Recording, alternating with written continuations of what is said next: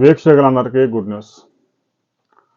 ఆంధ్రప్రదేశ్లో రాష్ట్ర రహదారుల్ని పీపీపీ విధానంలో డెవలప్ చేయబోతున్నారు.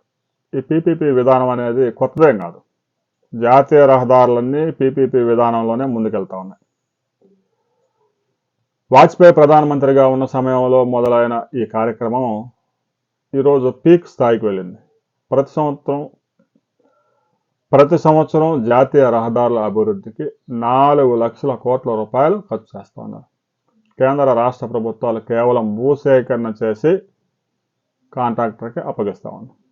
ఎవరైతే కాంట్రాక్ట్ పొందారో ఆ సంస్థ ఆ రోడ్డు నిర్మించి టోల్గేట్ ఏర్పాటు చేసుకోవడం, 20 సంవత్సరాల పాటు వాహనదారుల నుంచి టోల్ ఫీజులు వసూలు చేసుకుంటూ ఉంటాయి. కేంద్ర ప్రభుత్వం ఈ గ్యాపింగ్ ఫండ్ ఏదైతే ఉంటుందో ఆ ఫండ్ మాత్రమే ఆ సంస్థకి చెల్లిస్తుంది. ఆ విధానం వచ్చిన తర్వాత జాతీయ రహదారులు కొంత మెరుగుపడ్డాయి. అయితే ప్రతి 50 కిలోమీటర్లకి తడుపుకుంటూ వెళ్ళాలి. ఆ విధానాన్ని కూడా ఆన్లైన్ చేశారు. ఇక్కడ నుంచి టోల్గేట్ల దగ్గర నేరుగా వెళ్ళిపోవడం. ఇక ఫాస్ట్యాగ్ కూడా కాలం చెల్లింది. శాటిలైట్ ఆధారిత వ్యవస్థ కూడా వస్తూ ఉంది. నేరుగా అకౌంట్లో నుంచి కట్ అయిపోతూనే ఉంటాయి, పోతూ ఉంటాయి. రాబోయే రోజుల్లో ఇక టోల్గేట్లు కూడా ఏం కనిపించవు. కటింగ్ మాత్రం అకౌంట్లో చూసుకోవచ్చు. మొబైల్కి మెసేజ్ వస్తూ ఉంటుంది కాబట్టి.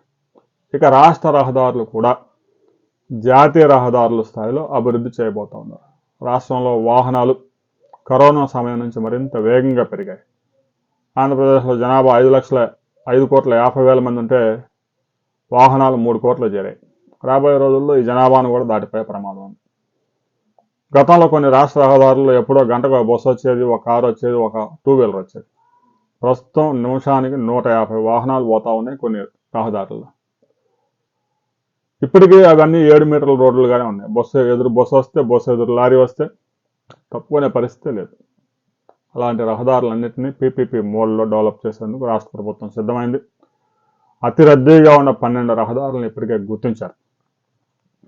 అనేక జిల్లాల్లో సర్వే చేసి ఆ రహదారుల నిర్మాణానికి పీపీపీ మోడ్లో 5,200 కోట్ల రూపాయలు వ్యయం చేయబోతా ఉన్నారు. అదనంగా మరొక 3,000 కోట్ల రూపాయలు కూడా కాబోతా ఉన్నారు. అంటే మొత్తం 8,000 కోట్ల రూపాయల వ్యయంతో 12 రహదారులని మొదటి విడతగా డెవలప్ చేయబోతున్నారు. ఆ రహదారుల్లో టోల్ గేట్ పెట్టుకున్నా కూడా ఆ కాంట్రాక్టర్ గిట్టుబాటు అయ్యే అవకాశం ఉంది కాబట్టి ఆ రహదారులు ముందుగా పీపీపీ మోడ్లో అప్పగించబోతా ఉన్నారు. ఇక రాష్ట్రంలో రహదారులను మెరుగుపరిచేందుకు రాష్ట్ర రహదారులు, జిల్లా రహదారులు, పంచాయతీ రహదారులను మెరుగుపరిచేందుకు రాష్ట్ర ప్రభుత్వం 9,998 కోట్ల రూపాయల బడ్జెట్లో కేటాయించింది. ప్రతి నెల 800 కోట్ల రూపాయలు విడుదల చేసేందుకు రాష్ట్ర ప్రభుత్వం కూడా సంసిద్ధత వ్యక్తం చేసింది. ఇప్పటికే రాష్ట్రంలో చాలా ప్రాంతాల్లో వేగంగా రోడ్ల నిర్మాణం జరుగుతోంది. 2019 నుంచి 2024 దాకా గుంతల ప్రభుత్వం మీద తెలుగుదేశం, జనసేన నేతలు దాడి చేశారు. కూటమి ప్రభుత్వం అధికారంలోకి వచ్చిన తర్వాత కూడా రోడ్లు అలాగే ఉంటే గతంలో వారు చేసింది మీరు కూడా చేస్తున్నారని విమర్శలు వచ్చే అవకాశం ఉంది. పెద్ద ఎత్తున అందుకే రోడ్లు బాగు చేసే కార్యక్రమం చేపడతా ఉన్నారు. ఒకవైపు పీపీపీ విధానంలో, మరోవైపు రాష్ట్ర ప్రభుత్వం కూడా పెద్ద ఎత్తున నిధులు కేటాయించి రోడ్లని చక్కగా తీర్చిదిద్దుతున్నారు.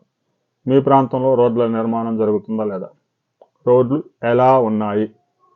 గత ప్రభుత్వానికి ప్రస్తుత ప్రభుత్వానికి తేడా కనిపిస్తుందా లేదా అనే విషయాన్ని ప్రతి ఒక్కరూ కామెంట్ చేయండి.